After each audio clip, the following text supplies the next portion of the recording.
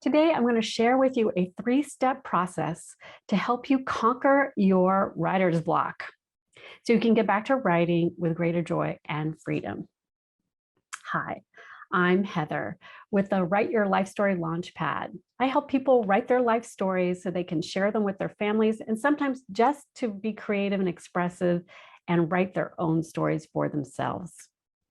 So understanding writer's block is key because if a writer such as yourself gets stuck in writer's block, it can become unproductive and obviously it's not a whole lot of fun and you're more likely to abandon projects or just stop writing more often.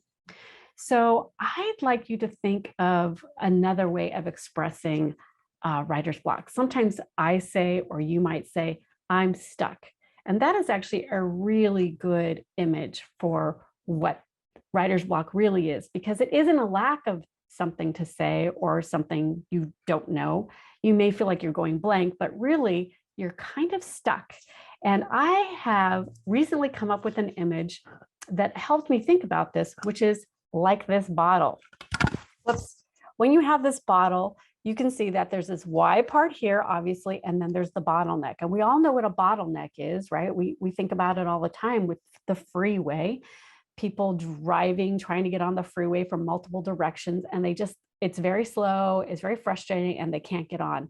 And that's what I think writer's block really is for you.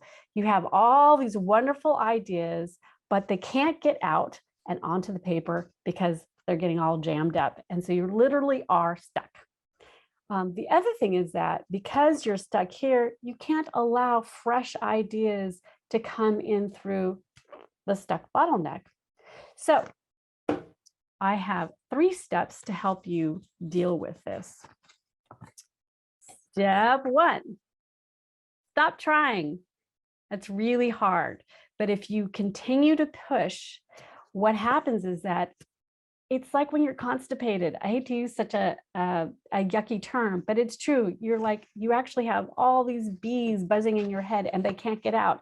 And you try to keep pushing, you'll just make it worse. So stop trying. And what I mean by that is walk away, even if it's for a few minutes. Go outside, breathe some fresh air. It's not what you do, it's the state of relaxation and peace and calm and a little bit of the joy. You got to let that sneak back into your psyche and relax your body so that you can be receptive to what you already know and have inside yourself. And then step 2, look to your environment. You're already allowing yourself to relax. So now look around. What do you see? Like in my environment, I have these really pretty pink puffy things that look like flowers. And that could stimulate thoughts, your imagination. I look over here, there's a mirror to check my makeup. What does that remind me of? Oh, reflecting on my life, reflecting on the story, reflecting on the beautiful day that it is outside. So allow the external environment to stimulate your imagination gently. You're not pushing, you're allowing something to come in. And then you might notice that you are starting to have some ideas, and they might be a fresh idea or a fresh take. So step 3, after you've relaxed and you've taken things in from your environment, maybe allow yourself to do a little research. You're not directly writing now. You're thinking about things that are percolating up that you might want to investigate on the internet. Ask yourself some questions and then see what happens. And then you should be ready to write again and feel not only ready to write again, but refreshed and in a frame of mind to be joyful and more empowered and have greater freedom in what's coming out of you.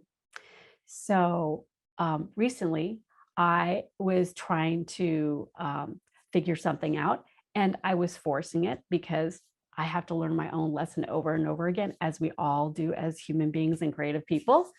And luckily, I watched a romantic movie. I got a really good night's rest. And in the morning, I was fresh and these ideas started to percolate up. And I was having fun thinking about different things. And then I was like, oh, I could do a little research on that. That's what I really need to know, not going back over and over the same material again.